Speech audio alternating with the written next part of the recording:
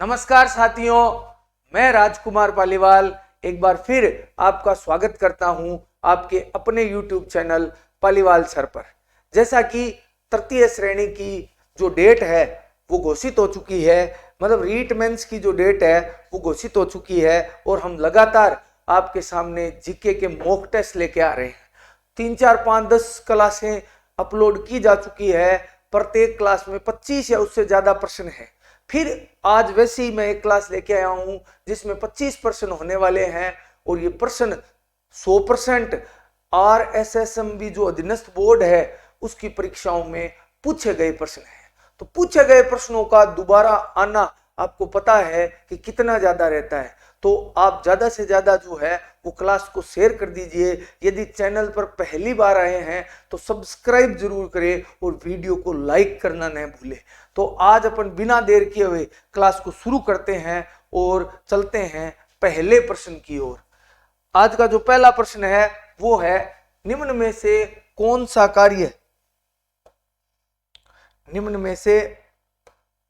कार्य जो है वो मुख्य सचिव द्वारा किया जाता है। यानी इनमें से कौन सा जो कार्य है वो मुख्य सचिव द्वारा किया जाता है। ये जो पीटीआई की भर्ती परीक्षा हुई थी उसमें पूछा गया प्रश्न है। तो देखते हैं, मुख्य सचिव मुख्यमंत्री के मुख्य सलाहकार के रूप में काम करता है। बिल्कुल 100% सही बात है। मुख्य सचिव जो होते हैं वो मुख्यमंत्री के मुख्य सलाहकार के रूप में ही काम करते हैं, बिल्कुल काम करते हैं, 101% करते हैं। दूसरा, वह राज्य सरकार के मुख्य प्रवक्ता के रूप में काम करते हैं। देखो, राज्य सरकार की जो भी प्रशासनिक नीति होती है, जो भी राज्य सरकार द्वारा काम किया जाता है, प्रशासनिक दृष्टि से जो भी काम किया जाता है, उसका प्रवक्ता जो होता है वो मुख्य सचिव होता है। यानी मुख्य प्रवक्ता के रूप में काम करते हैं कौन? मुख्य सचिव करते हैं। अगला प्रश्न है, यह राष्ट्रीय विकास परिषद की बैठक में भाग लेते हैं। बिल्कुल करेक्ट है। यह राष्ट्रीय विकास परिषद की जो भी मीटिंग होती है उसमें मुख्य सचिव द्वारा भाग लिया जाता है। कहने का मतलब जो है वो ये है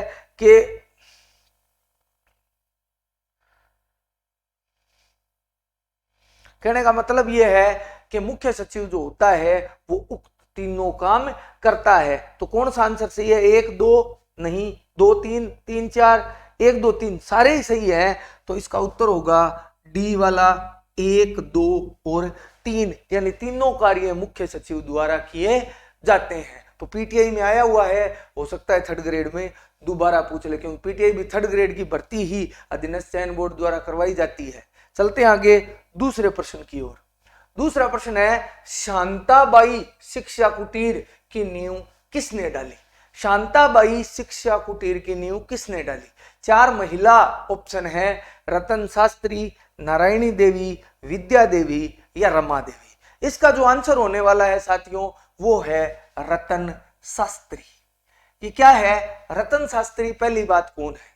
रतन शास्त्री जो है वो पंडित हीरालाल शास्त्री की पत्नी है। हीरालाल शास्त्री राजस्थान के प्रथम मुख्यमंत्री की पत्नी जो है वो है रतन शास्त्री। इन दोनों की एक पुत्री थी जिनका नाम था, इन दोनों की पुत्री का नाम था शांताबाई।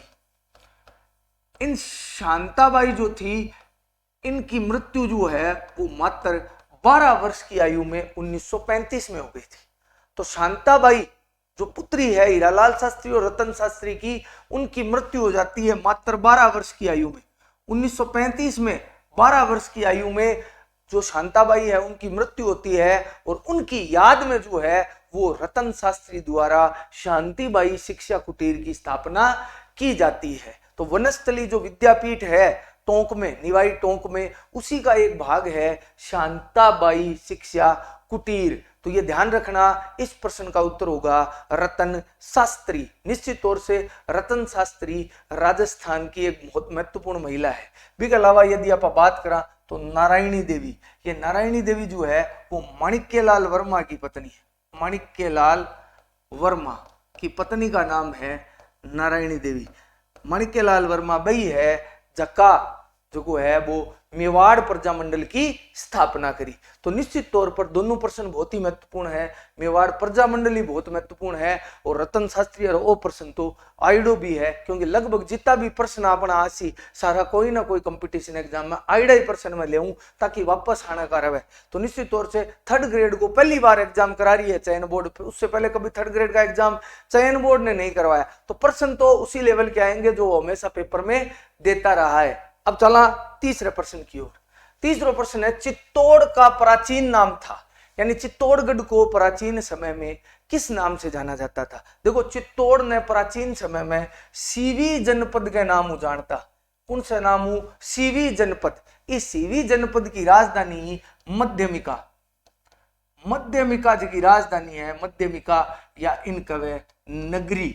कई बार वो भी पूछ ले कि नगरी या मध्यमिका कहाँ स्थित है, तो मध्यमिका या नगरी है भाभी चित्तौड़गढ़ में स्थित है। हो सके कहता चित्तौड़ को प्राचीन नाम पूछ सीवी ने दे के मध्यमिका दे दे, तो मध्यमिका भी की प्राचीन नाम है वो भी चित्तौड़ को है।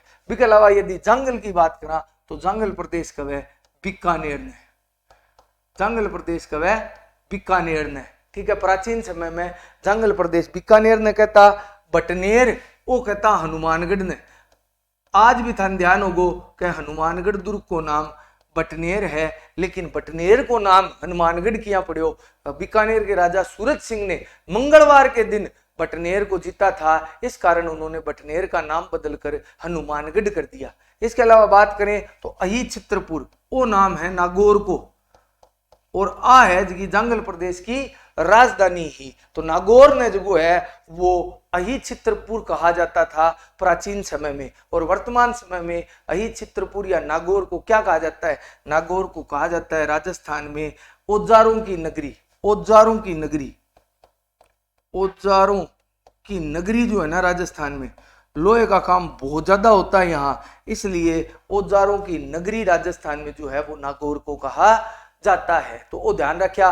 प्रश्न है चित्तौड़ का प्राचीन नाम, सागे सागे मैं थाने और भी बता दिया। और महत्वपूर्ण बात, जय थाना पीडीएफ चाहिए सोल्व करेगी तो टेलीग्राम चैनल ज्वाइन हो जाओ, बट मैं लगातार पीडीएफ अपडेट करते रहूं तो थाने बटे मिल जी सी। हालांकि एक दो दिन ना मिलेली क्योंकि सडनली अपडेट को नहीं हुआ। आगे चला, चौथा प्रश्न है, कांगड़ा कांड किस प्रजामंडल आंदोलन में घटित हुआ? यानी वो कांगड़ा कांड खट्टा हुए। तो देखो कांगड़िया कांगड़ है, वो भी कांगड़ा गलत नाम आ गया बने, कांगड़ वो कांगड़ है रतनगढ़ में, रतनगढ़, और रतनगढ़ खट्टा वो रतनगढ़ है चूरू में। चूरू को रतनगढ़ के चूरू जिला है, रतनगढ़ तहसील है, और भी को कांगड़ गांव में जो है वह घटना हुई। और थान ध्यान है चूरू जो है वो कौन से जो है वो रियासत के अंतर्गत आतो 100% थान ध्यान है वो आतो बीकानेर रियासत के अंतर्गत। तो बीकानेर में कौन सा प्रजामंडल बनो? निश्चित है बीकानेर प्रजामंडल ही बनो है, और वो बीकानेर प्रजामंडल के अधीन ही आतो। कई बार एक और प्रश्न पूछा करे कि दूधवा खारा आंदोलन कौन सी रियासत से संबंधित है? कौन सा आंदोलन? दूधवा, दूधवा खारा किसान आंदोलन, दूधवा खारा किसान आंदोलन कौन सी रियासत तो संबंधित है? तो दूधवा खारा किसान आंदोलन भी बीकानेर रियासत तो संबंधित है। एक अलावा अगर प्रजामंडल की बात करा तो बीकानेर प्रजामंडल की स्थापना 1936 में हुई और कट्ठा हुई कलकत्ता में हुई। बीकानेर प्रजामंडल की स्थापना मगाराम बेद करी और अखट करी कलकत्ता में करी, कद करी 1936 में करी। एक प्रश्न और याद आ गयो, बीरबल दिवस, बीरबल दिवस, बीरबल दिवस जो है वो किस प्रजामंडल द्वारा मनाया गया? तो बीरबल दिवस भी जो है वो बीकानेर प्रजामंडल द्वारा मनाया गया, क्योंकि बीरबल राम नाम को एक व्यक्ति हो वो शहीद हो गयो, बीकी याद में वो बीरबल दिवस मनायो। कौन सो प्रजामंडल मनायो? बीकानेर प्रजामंडल बनायो। कई बार वो प्रश्न पूछड़ो है। अगर जयपुर प्रजामंडल की आप बात करा तो राजस्थान में स्थापित होने वाला पहला प्रजामंडल 1931 में स्थापना करी कर्पूर चंद्र पाटनी, कर्पूर चंद पाटनी की स्थापना करी, और राजस्थान में स्थापित होना रो पहलो कोई प्रजामंडल है तो वो है जयपुर प्रजामंडल 1931 में। बट ये झालावाड़ की आप बात करा तो राजस्थान में सबसे लास्ट में 1946 में स्थापित होना और प्रजामंडल है तो वो झालावाड़ है।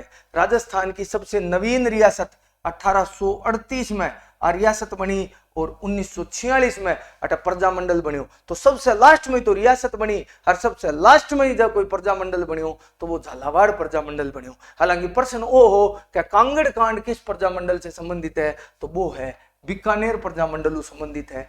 बीकानेर प्रजामंडल का भेजा परीक्षा में प्रश्न आवे और प्रजामंडल रिलेटेड आप मान के चलो कि एक प्रश्न हर परीक्षा में 100% आवे। तो प्रजामंडल थोड़ा सा ध्यान देख लिया।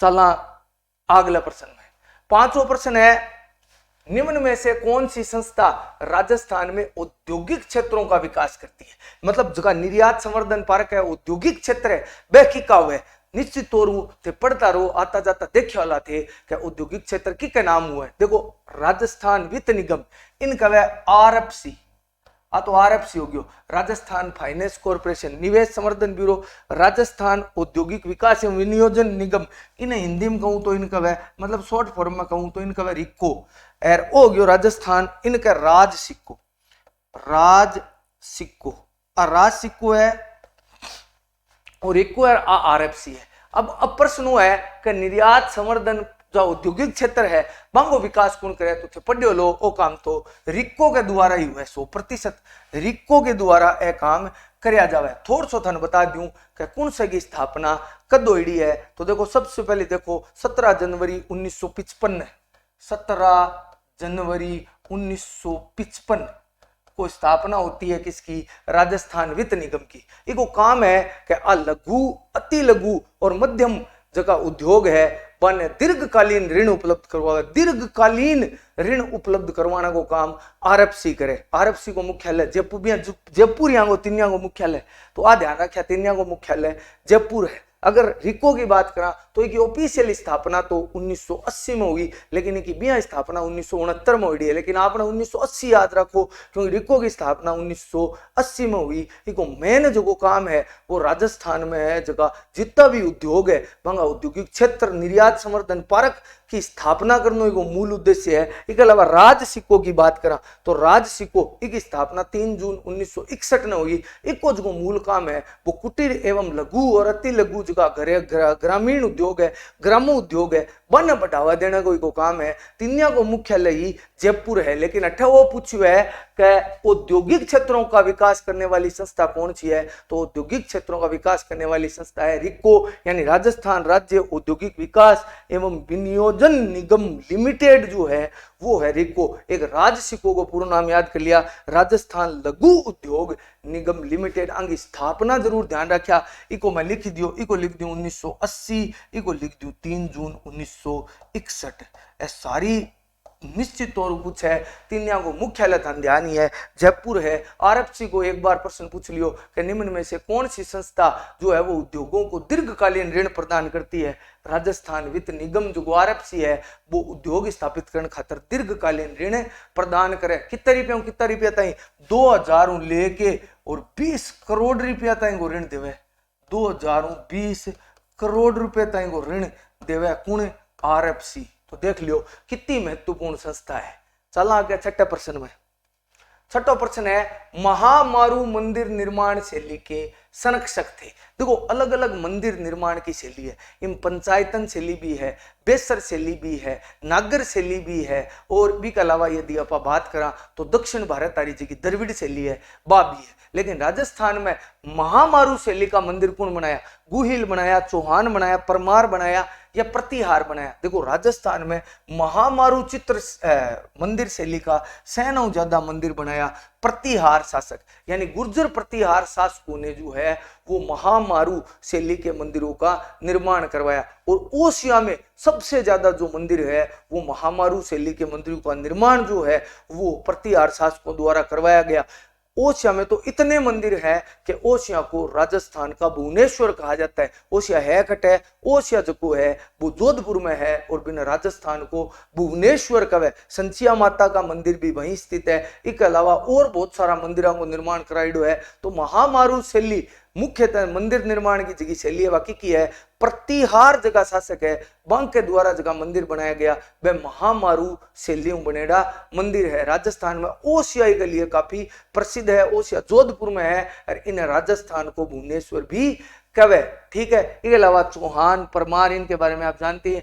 गुहिल तो मेवाड़ के शासक थे, आपको पता ही है। चौहानों का राज तो राजस्थान में कई इलाकों में था। परमार मूल रूप से राजस्थान में इतने जो है वो सक्रिय शासक नहीं थे। क्लियर है। बात करते हैं 7वें प्रश्न की। राजस्थान की किस सभ्यता को ताम्र संचयी नाम से जाना जाता है? देखो राजस्थान में ताम्र संचयी किस नाम से जाना जाता है? देखो इतो तो था ध्यान लो कि आहड़ ने ताम्रवती नगरी कवे, ताम्रवती नगरी कोई न कवे तो बा आहड़ ने कवे। ठीक है, बागोर और गिलूंड दोनों आहड़ की ही उप सभ्यता है, तो ए तो होने का चांस कम है। तो उत्तर उसी गणेश्वर, गणेश्वर जी की सभ्यता है बिना ताम्र संचयी सभ्यता के नाम जानो जावे, क्योंकि आ पाषाण कालीन है, ताम्र पाषाणिक संस्कृति, ताम्र पाषाण कालीन संस्कृति है। और आपके काल में आसे पास जितनी भी जी की संस्कृतियां ही मान्य जी की है वह तांबो देने को काम करती है। इस कारण इनका दो नाम है। इन्हें समस्त ताम्र पाषाणिक संस्कृतियों की जननी भी कहे और सागे सागे इन्हें ताम्र संचयी संस्कृति के नाम से भी इसे जाना जाता है। अब गणेश्वर को प्रश्न पूछ ले क्या है कटे नीम का थाना में, सॉरी नीम का थाना, नीम का थाना।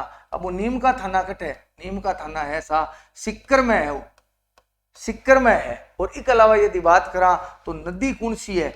नदी में है कांतली नदी के किनारे विकसित हुई। कांतली नदी के किनारे जकी है कौन सी सभ्यता विकसित हुई? गणेश्वर सभ्यता विकसित हुई। कांतली नदी के किनारे गणेश्वर सभ्यता विकसित हुई। बहुत महत्वपूर्ण सभ्यता है गणेश्वर सभ्यता जी की सिक्कर में कांतली नदी के किनारे विकसित हुई। कांतला एक अंतः प्रवाही नदियां हैं और इसे समस्त ताम्र पाषाणिक संस्कृतियों की जननी भी कहा जाता है। वो भी लिख दूं, समस्त ताम्र पाषाणिक संस्कृतियों की जननी, ताम्र पाषाणिक संस्कृतियों की जननी किन कवे? कवे सा गणेश्वर ने। गणेश्वर ने समस्त ताम्र पाषाणिक संस्कृतियों की जननी कवे। चला अगले प्रश्न में 8वां प्रश्न है मामा देव कुंड कहां स्थित है? यानी मामा देव को कुंड कट है। मामा देव कुंड से यदि आप बात याद करें तो कहां आपके दिमाग में आता है? सोनारगढ़ में है, कुंभलगढ़ में है, जयगढ़ में है या जूनागढ़ में है? तो आपको क्या याद आता है? अगर आपने इतिहास पढ़ा होगा तो आपको पता होगा कि राणा कुंभा की हत्या कर दी थी उसके पुत्र राणा उद्दा ने 1468 ईस्वी में इसी मामा देव कुंड के पास उनकी हत्या की गई थी। तो मामा कुंड जो है वो कहाँ स्थित हो गया? कुंभल, जहां राणा कुंभा की हत्या हुई थी। और राणा कुंभा की हत्या कहाँ हुई थी? राणा कुंभा की हत्या कुंभलगढ़ दुर्ग में हुई थी। तो मामा देव का जो कुंड है इसी कुंड के पास 1468 ईस्वी में राणा उद्दा ने अपने पिता राणा कुंभा की हत्या कर दी थी। यानी राणा कुंभा ने जब मारियो वो मामा देव को कुंडियो कुण मारियो को पिता बेटो मारियो नाम के हो राणा उद्दा। कद मारियो? 1468 ईस्वी में राणा कुंभा ने मार दियो बिको बेटो ही कट मारियो। मामा देव का मंदिर कने, मामा देव का कुंड कने जो है वो भी ने मार दियो। तो कुंभलगढ़ दुर्ग में वो मंदिर है, सॉरी वो कुंड है। ठीक है, इसके अलावा बात करा सोनारगढ़ वो कब है? जैसलमेर के दुर्ग ने, जैसलमेर को जो दुर्ग है बिन कवे जैसलमेर दुर्ग, इन कवे सोनारगढ़। इन पर सोनारगढ़ नाम सत्यजीत रे एक फिल्म भी बनाई है।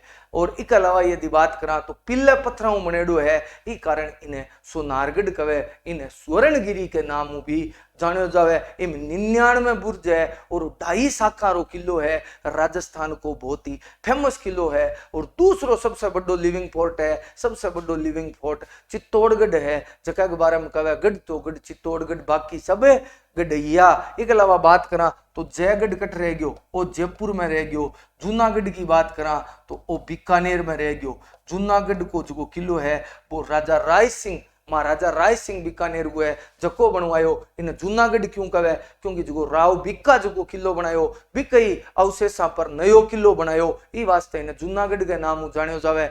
जूनागढ़ आज की दृष्टिकोण से देखा जाए तो राजस्थान का सबसे शानदार किला है, लाल पत्थरों से बनेडो है। और राजस्थान में ये हिंदू और मुगल जो क्या बोलते हैं उसको स्थापत्य कला के समन्वय से बना हुआ किला कोई है तो वो जूनागढ़ है। और यहाँ और कहेगा जूनागढ़ जो किलो है ये नींव जो की है देसी घी भरेड़ी नीम है। बाकी ई प्रश्न को उत्तर के मामादेव को मिंदर कटे कुंड कटे तो वो कुंभलगढ़ दुर्ग में है, जगह को निर्माण कुंभा करवायो और वो जो है वो 1459 में करवायो। भी दुर्ग में ही 1468 में भी वो बेटो जाके बिकी हत्या कर दी। तो मेवाड़ को पितर हंता किन कवे, उद्दा ने कवे वो आपके बाप किन मार दियो, आपके बाप ने मार दियो, कौन से ने कुंभा ने चेप दियो उद्दा। चलो आगे। वंश भास्कर पुस्तक के रचयिता कौन थे? जब मैं वंश भास्कर पुस्तक की रचयिता की बात करूं तो मुहणो तो नैणसी थे, बांकीदास थे, सूर्यमल मिश्रण थे या दयाल दास थे। जब मैं बात करूं तो इस पुस्तक का लेखक सूर्यमल मिश्रण। सूर्यमल मिश्रण ने वंश भास्कर पुस्तक लिखी। और आजकल वो भी प्रश्न पूछे कि वंश भास्कर पुस्तक की विषय वस्तु क्या है, तो वंश भास्कर पुस्तक की विषय वस्तु है वह है बूंदी राज्य का इतिहास। बूंदी राज्य का इतिहास जिस पुस्तक में लिखा हुआ है वो वंश भास्कर है, क्योंकि जगह सूर्यमल मिश्रण वे बूंदी का राजकवि भी है। एक अलावा बात करा तो एक कविता वीर सतसई जगी है जगी किताब है बाबी वीर सतसई किताब भी सूर्यमल मिश्रण की लिखेड़ी है। वीर सतसई किताब में यह लिखेड़ो है कि राजपूताने के राजा 1857 की क्रांति के संदर्भ में कोट करते हुए सूर्यमल मिश्रण लिखते हैं कि राजपूताने का राजा हिमालय पर जमेड़ी बर्फ के समान है, बाई की काम की कोनी, और राजपूताने का राजा भी की काम का कोनी, क्योंकि 1857 की क्रांति में समस्त राजाओं ने जो है वे अंग्रेजों को साथ दियो। ई खातर सूर्यमल मिश्रण लिखे कि जी हिमालय पर जमेड़ी बर्फ की काम की कोनी। 1857 की क्रांति के संबंध में उन्होंने कहा कि राजपूताने के राजा भी की काम का है ही कोनी। इसके अलावा बात करा तो मुहणोत नैणसी ए तो राजस्थान का जगह है वह अबुल फजल कहलावे। अन कवे राजस्थान का अबुल फजल, राजस्थान का अबुल फजल।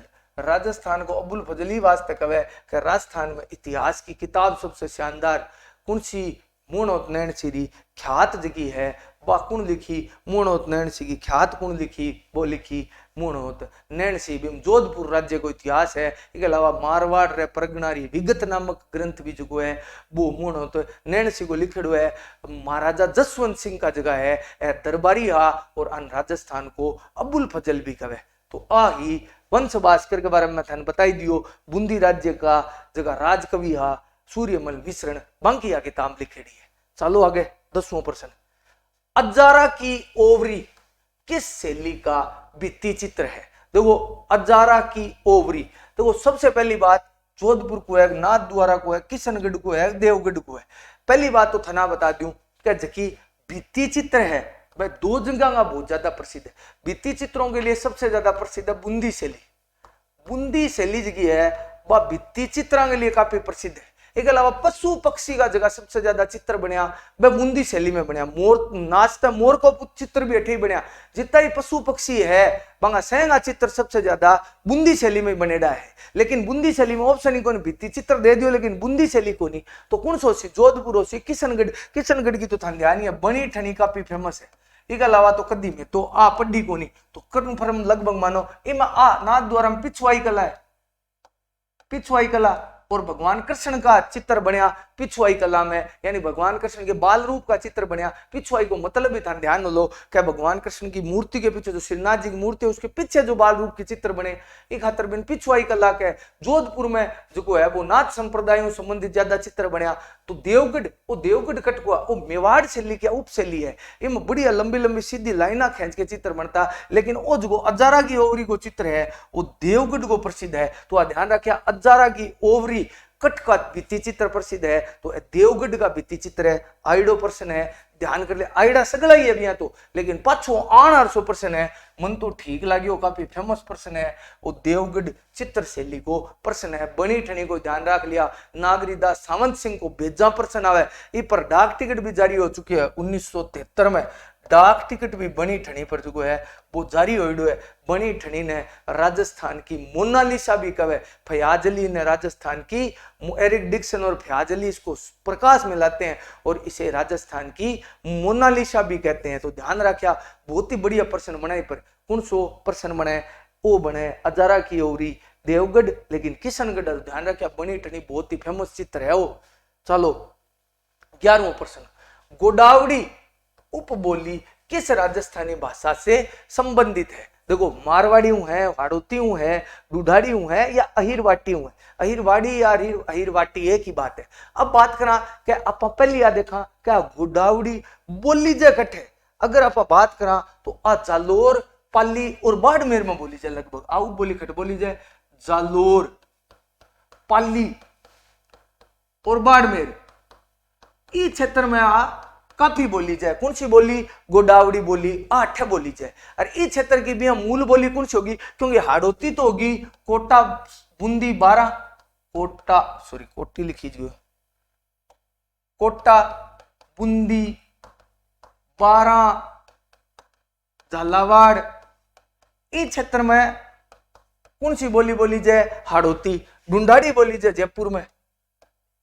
ठीक है, तो अब रह गयो कौन सो? अहिरवाड़ी या मारवाड़ी। अहिरवाड़ी भी बिन्नी बोली जाए जयपुर ऊपर ने। तो अब बच गई कौन सी? मारवाड़ी। मारवाड़ी जोधपुर और बिका एरिया में बोली जाए। तो बिकी गोडावड़ी एक उपबोली है। तो गोडावड़ी की किस भाषा की उपबोली है? गोडावड़ी जी की है वह मारवाड़ी भाषा की उपबोली है। बिका सागे मैं एक और बात बता दूं कि राजस्थानी भाषा लगभग आप मारवाड़ी कवा अपनी मातृभाषा है और आपनो वो लक्ष्य होना चाहिए कि जबकि संविधान की 8वीं अनुसूची है भी में 22 ही भाषा है, लेकिन 22 भाषा में अपनी मारवाड़ी भाषा को नहीं। तो आपने इस चीज को भी जो है वो मुद्दा उठाना चाहिए कि मारवाड़ी भाषा ने जी है वह 22 भाषा में शामिल करे, 23वीं 24वीं कौन सी करे, लेकिन संविधान की 8वीं अनुसूची में शामिल करना बहुत जरूरी है। बिका बहुत फायदा है साथियों। कदी ओजू भी पर चर्चा जरूर कर, लेकिन इको उत्तर जो सी वो मारवाड़ी हो सी, वो भी आइडो पर्सन है। चल आगे, निम्न में से किसे राज्यपाल नियुक्त तो करता है परंतु उसे बर्खास्त नहीं कर सकता? यानी इस कौन सो पद को है? चारामू मंत्री है, एक राज्य लोक सेवा आयोग को अध्यक्ष है, मुख्यमंत्री है, महाधिवक्ता है। उसके कहने का मतलब यह है प्रश्न का कि अमू चारांगी नियुक्ति तो राज्यपाल करे, कन्फर्म है चारांगी नियुक्ति राज्यपाल करे, लेकिन बने हटा कौन सके? एक ही पद इश्यू है जखन राज्यपाल नियुक्त तो करे लेकिन माने हटा कौन सका? चारामू कह रही हूं मैं क्या बाने नियुक्त तो कर देवे लेकिन बाने हटा कौन सके? तो देखो मंत्री को तो एकदम स्पष्ट है कि मंत्री तब तक काम करता है जब तक राज्यपाल चाहता है, यानी राज्यपाल के प्रसाद पर्यंत ही मंत्री आपके पद पर काम करे। तो मंत्री ने तो कन्फर्म बर्खास्त कर सके, आ तो 101% सच्ची बात है। भी बात करा मुख्यमंत्री की बात, तो मंत्रिमंडल को हिस्सों ही मुख्यमंत्री है, मंत्री परिषद को हिस्सों है, तो मुख्यमंत्री भी राज्यपाल के प्रसाद पर्यंत हुए, कोई दो राय को नहीं। महाधिवक्ता ने भी राज्यपाल भी का पद टास्क है, लेकिन राज्य लोक सेवा आयोग के अध्यक्ष ने राज्यपाल नियुक्त तो करे पर बिना हटा कौन सके? जोर मार लियो बिना हटा कौन सके? बिना हटा सी राष्ट्रपति जांच के आधार पर उच्चतम न्यायालय की बिना हटा सके तो राष्ट्रपति हटा सके, वो को नहीं हटा सके। हाँ, निलंबित कर सके, ध्यान रखिया, निलंबित किया जा सकता है। निलंबित मतलब सस्पेंड किया जा सकता है, जबकि बर्खास्त का मतलब क्या होता है? टर्मिनेट होता है अंग्रेजी में, यानी समूचो ही सेवाओं ही हटा देवे, सेवाओं को नहीं हटा सके, बिना निलंबित कर सके। हटाने को जो अधिकार है वो राष्ट्रपति ने है, राज्यपाल का वो अधिकार है को नहीं। तो इसको उत्तर हो गया बी, राज्य लोक सेवा आयोग का अध्यक्ष ने जो है वो हटा कौन सके? कौन को नहीं हटा सके? राज्यपाल को नहीं हटा सका। ध्यान रखिया, जबकि राज्यपाल ही मांगी सेवा सरता सो क्यों तय करे, मांगी नियुक्ति भी राज्यपाल करे, लेकिन माने हटा कौन सके? चलो आगे देखा, सुमेलित कीजिए। एक कहानी जकी है वह सूची दे रखी है, क्या की जकी स्थला करती है बांगी सूची दे रखी है। दूसरी कहानी बांगो नाम दे रखी है, बन मिलानी है, मन के कहे के नहीं कहे, मन मिला के छोड़नी है। तो देखो बरखान, बरखान किन कहे? मारली भाषा में कहूं तो दोरा ने बरखान कवे, और दोरा ने हिंदी में कवे बालू का स्तूप। बालू का मतलब हो गया रेतलडो, अरे स्तूप माने हो गया धोरो। तो बात भाई है रेत का जगह दोरा है, मन बालू का स्तूप के तो ओ लियो बरखान। अर्धचंद्राकार टिल्ला है जगह ने बरखान कवे। एक बार प्रश्न आइडो है कि बरखान क्या है, तो बरखान अर्धचंद्राकार टिल्ला है राजस्थान में। उससे हानिकारक टिल्ला ने कहे, हानिकारक आ को नहीं है कोई स्वास्थ्य ने नुकसान पहुंचावे, लेकिन चक्कर की है कि ए हवा के सागे बहुत जल्दी चले, जना रेतड़ो कर दे चारों में काफी खराब रहे। वो है लाठी श्रृंखला या इन लाठी सीरीज भी कहे। लाठी सीरीज भूगर्भिक जल पट्टी है, भूगर्भिक जल पट्टी है। इमें बाजगी थान ध्यान होली सेवन घास जकी उगे इम उगे लाठी सीरीज में। आ जैसलमेर में जकी है बा पट्टी बिके नीचे पानी की पट्टी है जकी बा सेवन घास उगे बिन कवे। बिग बात करा इंसेलबर्ग। इंसेलबर्ग जो है वो पर्वतों संबंधित है, वो आबू पर्वत को खंड है। इसके अलावा पलाया आ झील है, शुष्क झील यानी सूखी झीला है। जब में बरस है जब की पानी भेड़ो जावे तो इन पलाया झील भी कहे। तो जरूर ध्यान रखिया कि पलाया, वो एक बार प्रश्न पूछो जैसलमेर बाड़मेर में जो सीमावर्ती इलाको है बम में आ झील जी हुए नहीं आ प्यालानुमा झील हुए जी सूखी झील हुए बिन पलाया झील कहे। तो ए चारों आप मिला दी, इनमें ऑप्शन देख लिया कि कौन सो सही है। देखो थोड़ा सो छोटो कर लिया, नीचलो ऑप्शन थोड़ा सो दिखे को नहीं। अब दीख जी क्यों लगे मन, बस इतो यवापन काम करनो। अब देखो कि ए के नीचे बी, एक के नीचे बी खाली एक में ही है, और दो के नीचे डी है गे, दो के नीचे डी है, तीन के नीचे ए है और चार के नीचे सी है। तो आपनो उत्तर हो गयो डी, ऑप्शन नंबर डी आपनो सही हो गयो। तो बरखान बालू का स्तूप लाठी श्रृंखला जी भूगर्भिक जल पट्टी है, इंसेलबर्ग आबू पर्वत खंड है, और पलाया जगी है शुष्क झील है। तो जरूर प्रश्न आइडो प्रश्न है, तो निश्चित तौर दोबारा पूछो जा सके, ध्यान रखिया। चला 14वां प्रश्न कर। निम्न में से कौन सी झील खारे पानी की झील नहीं है, यानी खारे पानी की कोनी ताजा पानी की झील यदि आप बात करा तो वह कौन सी आमू। यदि आप बात करा तो कवोद या कावोद जैसलमेर में है, जैसलमेर में है आ खारे पानी की झील है। जेत सागर आ बूंदी में है, लेकिन है कौन सा पानी की, मीठे पानी की। आ पक्की बात है, मीठे पानी की है। अगली देख लिया रेवासा आ सिक्कर में है 100% खारे पानी की है। डीडवाना नागौर में है, अयूं तो लूण उत्पादित हुई है वह, हालांकि लूण काम को नहीं लेकिन लूण तो उत्पादित हुई है। सोडियम सल्फेट और सोडियम सल्फाइड बनाना को है कारखानों भी है, राजस्थान स्टेट केमिकल वर्क्स का कारखाना भी है। तो पक्की बात है कि मीठे पानी में तो लूण निकलनो को नहीं, लूण तो खारिया पानी में निकल सी। तो नागौर वाली जगह झील है वह खारे पानी की है, रेवासारी झील भी खारे पानी की है, कवोद झील जगह जैसलमेर में वह भी खारे पानी की है। तो हम मीठे पानी की कौन सी है, हम जेत सागर है बाखट है बूंदी में है। इसके अलावा भी नवलखा झील भी अठे स्थित है। और यदि आप बात करा राजस्थान की सबसे बड़ी झील की तो कौन सी है, जयसमंद झील है, वह निर्मित है कृत्रिम है, बिन डेबर झील भी कवे। बिको नाम भी ध्यान रखिया, कई बार प्रश्न भी पर पूछ लेगा कभी का बड्डा और छोटा और टापू टूपू याद कर लिया। 100% बहुत महत्वपूर्ण झील है डेबर झील, जयसमंद झील। चल आगे 15वें प्रश्न में। राजपूताना मध्य भारत सभा की स्थापना कब हुई? 1916, 17, 18 और 19। राजपूताना मध्य भारत सभा राजपूताना में जनजागृति स्थापित करने के लिए और आंदोलनों को संचालित करने के लिए इस सभा की स्थापना हुई दिल्ली में। और इस सभा की स्थापना कब हुई, बहुत ही बढ़िया प्रश्न है, दोबारा भी पूछो जा सके। 1919 में मारवाड़ी राजपूताना मध्य भारत सभा की स्थापना दिल्ली में हुई। एक जो दूसरो सम्मेलन है वो दिल्ली में आयोजित हुई 1919 के दिसंबर में। तो इसकी स्थापना पूछी है तो स्थापना 1919 में हुई। निश्चित तौर राजपूताना मध्य भारत सभा और राजस्थान सेवा संघ दोनों को योगदान राजस्थान के जो स्वतंत्रता आंदोलन है उनमें अविस्मरणीय योगदान है। मतलब इन्होंने इतना शानदार योगदान दिया कि उसको भुलाया नहीं जा सकता। तो राजपूताना मध्य भारत सभा और राजस्थान सेवा संघ दोनों जरूर ध्यान रखिया, परीक्षा की दृष्टि में बहुत महत्वपूर्ण है। जितना भी नेता है, विजय सिंह पथिक हो, चाहे रामनारायण चौधरी हो, चाहे जमुनालाल बजाज हो, चाहे केसरी सिंह भारत हो, सगला अंका सदस्य रेडा है। तो बहुत ही महत्वपूर्ण दोनों सभा है। चला 16वें प्रश्न में चला।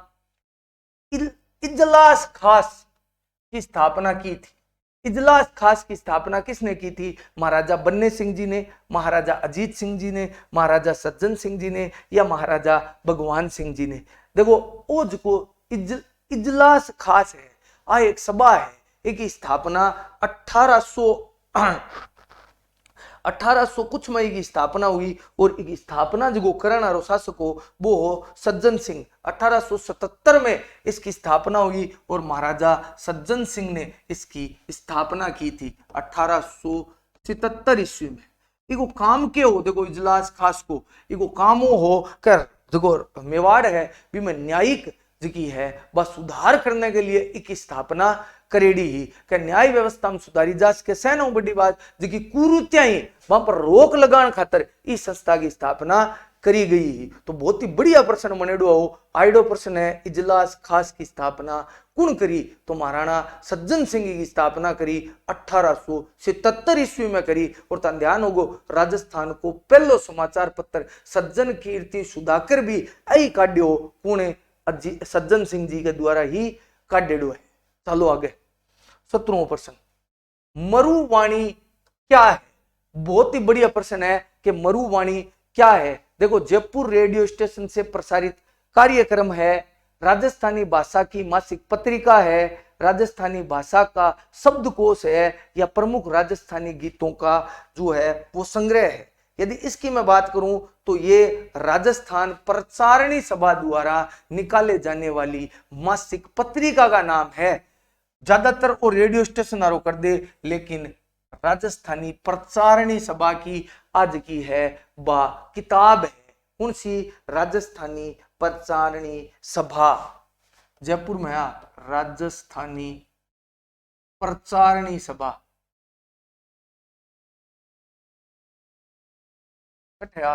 जयपुर में इकी द्वारा ही जो है वो किताब काढ़ी जाए। कौन सी? मरुवाणी। मरुवाणी मारवाड़ी से संबंधित किताब है। तो राजस्थानी भाषा एक कर पाछी आ गई, इन्हें जरूर 8वीं अनुसूची में शामिल करनी चाहिए। इसके अलावा राजस्थानी भाषा का प्रथम शब्दकोश किसके द्वारा तैयार किया गया था? आपको पता होना चाहिए, सीताराम लाल सहज का वो पहलो शब्दकोश तैयार करियो राजस्थानी भाषा को। चलो आगे चला 18वां प्रश्न में। 18वां प्रश्न है कि चार बेंत कहाँ का लोक नृत्य है? चार बेंत भरतपुर, जयपुर, टोंक या जालोर का? थाने में बहुत बार बता चुके हो कि भरतपुर को तो प्रसिद्ध है नौटंकी, जयपुर को मैं थाने बता चुकी हूँ तमाशा, टोंक को चार बेंत है ही वाह, चार बेंत है, और जालोर को है उनसो ढोल नृत्य, ढोल नृत्य खटको है तो जालोर को है।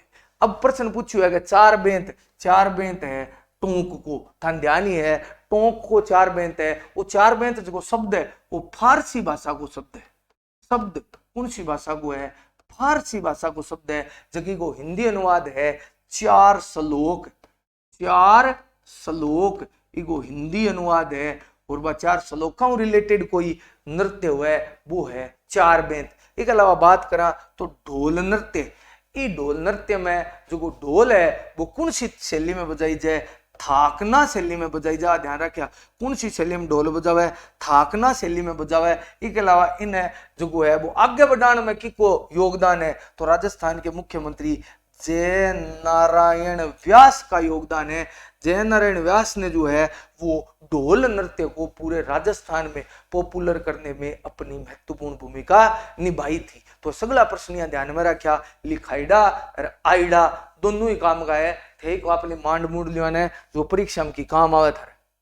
अगर देखो हेलरू संस्था संबंधित है ग्रासिया जनजाति से, सहरिया जनजाति से, मीणा जनजाति से या भील जनजाति से। देखो एज की संस्था रंगा पूर्व पल्ला है वो जरूर याद कर लिया, प्रश्न कन्फर्म पूछे। अब प्रश्न है कि हेलरू क्या है? तो हेलरू ग्रासिया जनजाति की सहकारी संस्था है, ग्रासिया जनजाति की या सहकारी संस्था है, और विकास कार्य करने को काम करे, विकास कार्य करने संबंधित जो संस्था है वह हेलरू संस्था है। सहरिया जनजाति ज्यादातर 12 में किशनगंज और शाहबाद में पाई जाए, और अब बहुत ही महत्वपूर्ण जनजाति है। थाने एक दिन में बतायो भी हो सीताबाड़ी को मेलो जको जके ने जको है वो के कवे सीताबाड़ी का मेलन है, हाड़ौती को कुंभ कवे वो शहरिया जनजाति को कुंभ है। इसके अलावा ग्रासिया को भी मैं थाने बतायो, वालर नृत्य बतायो, मीणा जनजाति जयपुर में ज्यादा है, भील उदयपुर मेवाड़ में ज्यादा है। और इसके अलावा भील मेवाड़ भील कोर को भी ध्यान कर लिया। भील एक बहुत ही जो है वो सैनिकों के रूप में प्रसिद्ध जनजाति है। और इसके अलावा हेलरू संस्था की बात करा तो अग्रासियों संबंधित है। और आ के काम की संस्था है, निश्चित तौर ध्यान रखा आ ग्रासिया में विकास सहकारी संस्था है जिकी बाम विकास को कोई काम करे। तो अंगा पूर्व पल्लार ए जरूर ध्यान कर लिया कि कौन सा प्रश्न पूछे। वालर नृत्य भी ग्रासिया को ही है। निम्न में से कौन सा तत्ववादी यंत्र है? अमुज को तत्ववादी यंत्र है वो कौन सो है? बात करा तत्ववादी यंत्र की तो सैनो पहली सतारा, वो सतारा है जो को है सुशिरवाद्य यंत्र। वो तो सुशिरवाद्य यंत्र है, वो लगभग बांसुरी जिसो है, बांसुरी के जिसो सो है वो तत्ववाद्य यंत्र है, सॉरी सुशिरवाद्य यंत्र है। तत्व पूछो है तो कन्फर्म है वो सतारा तो को नहीं। बात करा मोरचंग की, वो है घनवाद्य यंत्र, वो छोटो सो ही डोक हुआ है, माखी सो बुड्ढो सो थोड़ सो इतो सो बुड्ढो हुआ है, बिन वो घनवाद्य यंत्र है, पूरा लोगो बनेडो है तो वो कन्फर्म घनवाद्य यंत्र है। बांकिया भी सुशिरवाद्य यंत्र है, सुशिरवाद्य यंत्र है, पूरा मुडेडो या बांकियो बजाना रो वो बांकियो क्यों। अब कौन सो बच गयो? रवाज बच गयो, वो तत्ववाद्य यंत्र है। अपन वही तो ढूंढनो, वही तत्ववाद्य यंत्र है। तत्ववाद्य यंत्र कौन सा है? वो रवाज है। और रवाज की जिसो है, रवाज की बात करा तो वो सारंगी जिसो है, किसो है? सारंगी जैसा, सारंगी जैसा जो वाद्य यंत्र है वो कौन सा है? वो रवाज है। तो चार प्रकार का वाद्य यंत्र हुआ है, कौन सा? सुशिर, घन, तत् और एक हुआ अवनद, अवनद वाद्य यंत्र। अवनद वाद्य यंत्र, अवनद को देड़ो को नहीं, अवनद जहाँ ढोल डफर जगह एकदम समड़ो पूरा घेरेड़ा हुआ है, मन बजान खातिर थाप मारी जाए, वह थाप बाजे, वह अवनद वाद्य यंत्र हुआ है। ठीक है, तो चार प्रकार का वाद्य यंत्र है। हम भी एक आधो प्रश्न आ जाए। एक रावण तो है वो तत्ववाद्य यंत्र हुआ है, बाबू जी की फड़ में भोपा वो बजा के नहीं भी बजावे गज्जू भी ने, और बिन रावण तो कहे घना ही है। बैक पाइपर को मैं थान 2-3 दिन पहले बतायो, ले रहा वीडियो देखो थे जाके। आगे देखो, निम्न में से किस समूह की खगोलीय वेधशालाओं का निर्माण महाराजा सवाई जय सिंह द्वारा करवाया गया था? यदि मैं जय सिंह की बात करूं तो जय सिंह 18वीं शताब्दी का जो है वो समाज सुधारक कहा जाता है। बहुत सारी जगह कुप्रथाएं राजस्थान में चालती, से कुप्रथाओं ने दूर करने को काम कौन करियो? सवाई जय सिंह करियो। बिक अलावा बहुत सारी वेधशाला भी बनवाई, कटखट बनवाई, एक दिल्ली में बनवाई, एक जयपुर में बनवाई, उज्जैन में बनवाई, मथुरा में बनवाई और बनारस में बनवाई। ऑप्शन देखो, देखो 1 नंबर ऑप्शन देखो, दिल्ली, जयपुर, उज्जैन, मथुरा और बनारस में है वह वेधशालाएं कौन बनवाई? वह बनवाई सवाई जय सिंह। इनमें जी जयपुर में बनेड़ी जी वेधशाला है, बात तो यूनेस्को की विश्व धरोहर में भी शामिल है। तो अब भी बहुत बढ़िया प्रश्न है कि यूनेस्को की विश्व धरोहर में शामिल कौन सी वेधशाला है? तो वह वेधशाला कौन सी होगी? वह होगी जयपुर वेधशाला। वह अमुसैनो बड्डी भी है, बिको निर्माण 1728-34 के मध्य सवाई जय सिंह करवायो और बिन जो है वो यूनेस्को की विश्व जो है सांस्कृतिक धरोहर में उसको शामिल कर लिया गया। वो हेरिटेज इमारत बन गई और उसको उसमें शामिल कर लिया गया। इसके अलावा यदि अपन बात करें अगले प्रश्न की तो चलो आपा चलना 22वें प्रश्न में। 22वां प्रश्न है, 1 मिनट पानी को गुटको ले लिया एक और चलना 22वें प्रश्न में।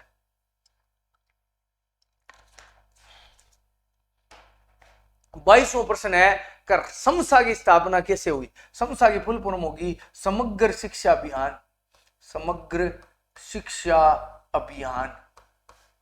और शैक्षिक परिदृश्य को प्रश्न आ गया, बहुत ही महत्वपूर्ण प्रश्न है। और समग्र शिक्षा अभियान को एक स्थापना जी है वह कद हुई? यदि मैं 22वें प्रश्न की बात करूं तो स्थापना हुई 2018 में। देखो 2018 में 3 चीजा ने भेड़ी करके समसा बना दियो। क्या न एक तो SSA यानी सर्व शिक्षा अभियान, एक RMSA राष्ट्रीय माध्यमिक शिक्षा अभियान और तीसरो हो TE यानी टीचर एजुकेशन या कहें तो शिक्षक प्रशिक्षण मिला के जी है टीचर ट्रेनिंग मिला के अन बना दियो समसा। तो तीन भेड़ी कर दी और भेड़ी करके के बना दियो समग्र शिक्षा अभियान यानी समसा बना दियो। एसएसआई बिम रला दी, रमसाई बिम रला दियो और टीचर एजुकेशन यानी टीचर का प्रशिक्षण वगैरह वही बढ़ा कर दिया और बनू के 2018 में एक नई संस्था गठित कर दी। कौन सी? समसा गठित कर दी। तो समसा को जरूर ध्यान रखा, कई बार प्रश्न पूछा है। समसा एक बहुत ही महत्वपूर्ण जो है वो संस्था है। चला आगे आगलो टैफ किस पोर्टल पर भरे जाते हैं? अब भरीजना और है टैफ। टैफ को मतलब हो गयो शिक्षक मूल्यांकन प्रपत्र।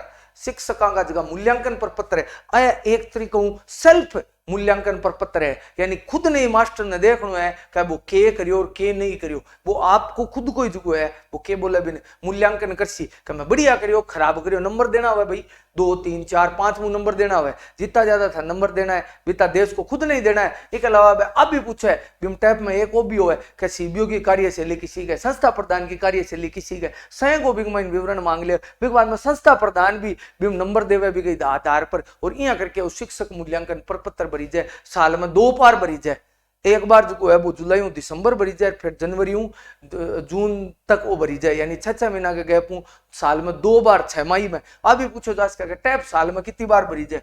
2 बार भरी जाए भाई।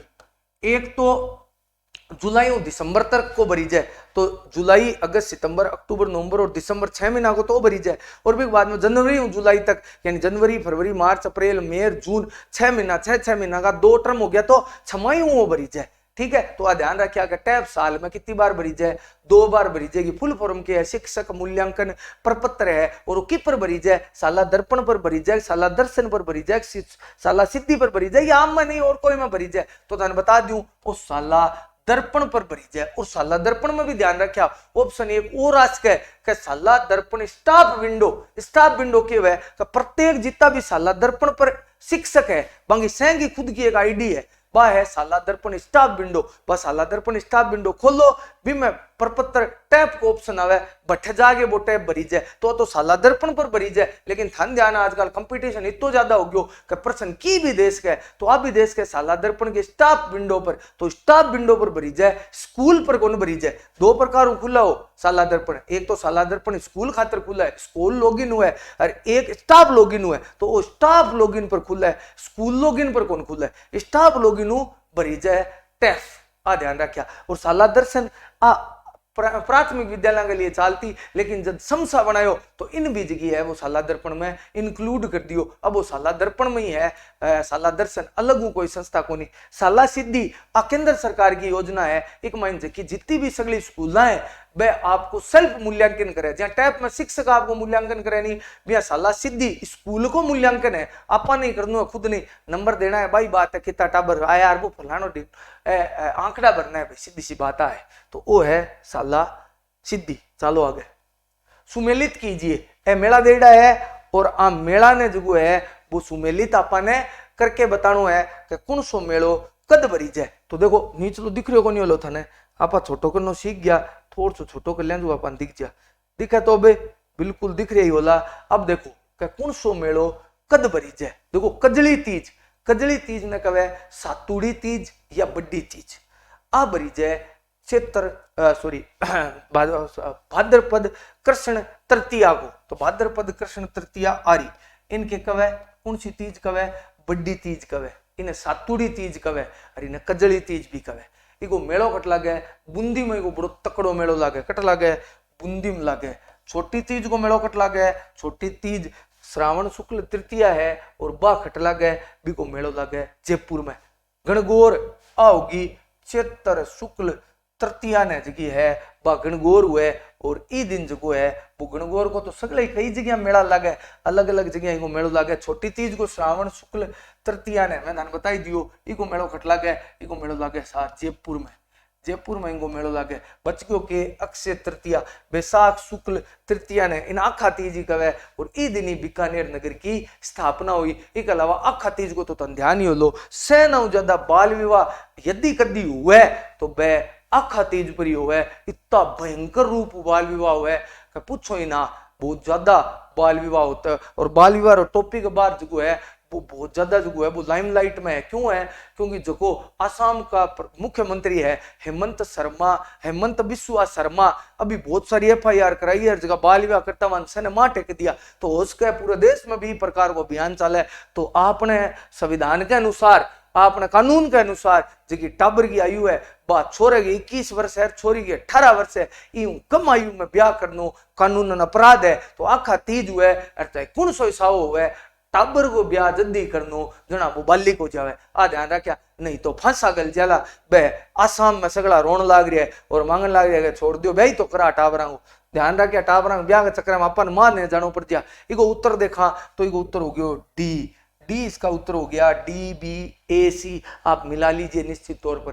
ध्यान रखिया। तो अगला प्रश्न है, राजस्थान में 1857 की क्रांति किस स्थान से प्रारंभ हुई? देखो राजस्थान में 1857 की जो क्रांति की आप बात करा तो आप बात करा कि कब शुरू हुई? 28 मई 1857 में राजस्थान में क्रांति हुई। खत्म हुई नसीराबाद हुई। देखो राजस्थान में 6 जगह है वह सैनिक छावनी है। और सैनिक छावना मुंह नसीराबाद में सेनाओं पहली जगह है बा क्रांति हुई 28 मई 1857 में। हालांकि भारत में क्रांति की डेट 10 मई 1857 मेरठ है, लेकिन राजस्थान में हुई 28 मई 1857 ने नसीराबाद अजमेर में। जब नीमच की बात करना तो कई बार कोई पूछ ले 3 जून आवेगी, फिर 3 जून 1857 को जो है वह क्रांति हुई कट है नीमच में, देवली कट है टोंक में, एरनपुरा मेवाड़ पाली में हो। तो अंगो ध्यान रखा निश्चित तौर पर पूछा जा सके कौन सो प्रश्न किए टाइप हुआ है। इमन नसीराबाद है। निश्चित तौर राजस्थान में क्रांति की शुरुआत नसीराबाद हुई।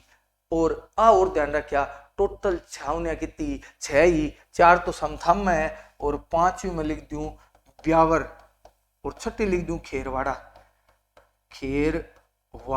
तो कुल मिला के 6 छावनियां ही 6 मुंह 2-3 में ही हुई क्रांति तो कोई, बाकी तो मोटा मोटी क्रांति कठी हुई को नहीं। हालांकि पहलो प्रश्न नहीं पूछो। आज की क्लास में टोटल मिलाकर 25 प्रश्न कमेंट करके जरूर बताया कि क्लास कितनी की और थारा कितना सही होया, क्योंकि अब परीक्षा में मूल्यांकन ही अब एक आधार रह गयो। क्योंकि अब जितनी अपन तैयारी करनी आप पढ़ा तो बहुत सारा लिया, अब मूल्यांकन को टाइम है। तो ए जगह क्लास है थारे लिए बहुत ज्यादा महत्वपूर्ण हो सके। तो रोजीना लगभग क्लास आसी, हाँ कोई रोजीना को वादो कौन करूं क्योंकि केटा स्कूल में के काम हो जा तो ध्यान को नहीं। बाकी अगर फ्री हो तो रोजीना निश्चित तौर थारे लिए एक क्लास पक्की आसी। और थिया क्लास हम देख बो करो 25 प्रश्न अगर सागे देख लियो आप कितना प्रश्न हल कर। और जय थान PDF चाहिए तो निश्चित तौर टेलीग्राम चैनल ज्वाइन हो जाओ। और रही बात के जो है बा रोजीना मैं कहूँ बा बात है ही कि चैनल ने सब्सक्राइब कर लियो और ज्यादा से ज्यादा शेयर करो। और व्हाट्सएप पर थोड़ा स्टेटस लगा दिया ताकि कोई और ने भी जो है वो देखना हो तो वो देख ले। मेरे थोड़ा सब्सक्राइबर या बढ़ जा तो थोड़ा यहाँ मोटिवेशन मिल जा। अब देख लो आज पहली बार मैं लगातार क्लास ले रहा हूँ क्योंकि कालर वीडियो पर चोखा व्यू आया। जब मन लाग्यो ले एक वीडियो और बनावा तो जितना ज्यादा व्यू आसी बितना ही ज्यादा वीडियो में ल्यासूं। तो आ बात ध्यान रखा। आज के वीडियो में इतना ही। धन्यवाद। जय हिंद, जय भारत।